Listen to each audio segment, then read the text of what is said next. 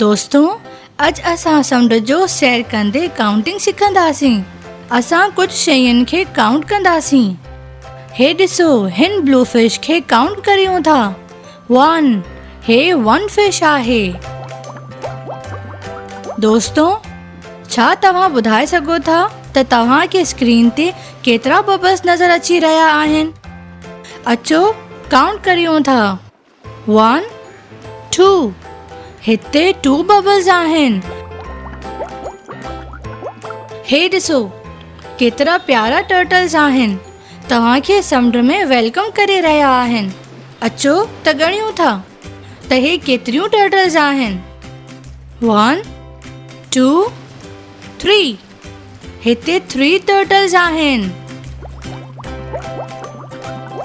अड़े, हिते त कुझु शेल्स नज़र अची रहिया आहिनि। असां हिननि सभिनी खे काउंट करियूं था। 1 2 3 4 These are 4 shells. वाओ, असां त काउंटिंग कंदे नंबर 4 ताईं पहुची विया आहियूं। अरे वाह, हे त लॉन्ग फिश आहिनि। अचो हिननि खे काउंट करियूं था। 1 2 3 4 5 हे 5 लॉन्ग फिश आहिनि। ओह, हे त केकड़ा आहिनि।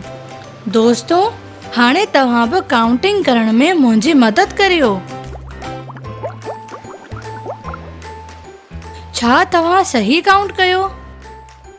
1 2 3 4 5 6 crabs.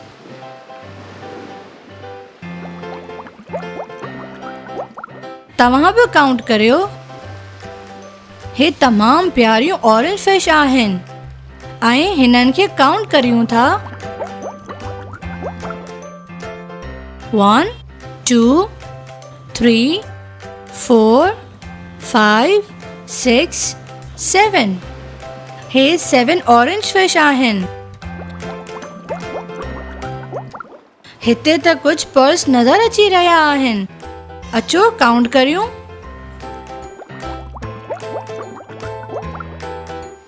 1 2 3 4 5 6 7 8 तमामु सुठो।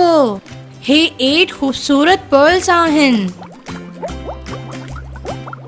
अरे वाह, केतिरियूं प्यारियूं स्टारफिश आहिनि। दोस्तों, तव्हां बि काउंट करियो। 1 2 3 4 5 6 7 शाबाश, हे 9 स्टारफिश आहिनि। अरे वाह, एतिरा घणा बबल्स। दोस्तों, तव्हां बि काउंट करियो।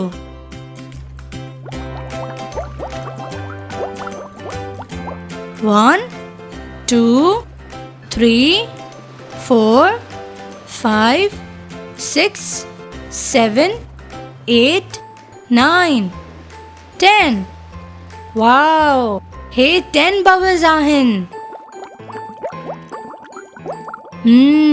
त तव्हां काउंटिंग सिखी विया आहियो। हाणे हिननि सभिनी शयुनि खे काउंट करियो।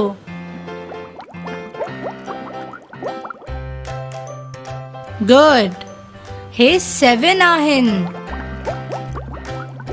हाणे हिननि ऑब्जेक्ट्स खे काउंट करियो।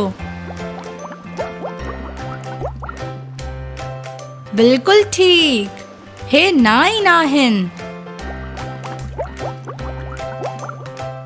Now look around and count different objects in your room.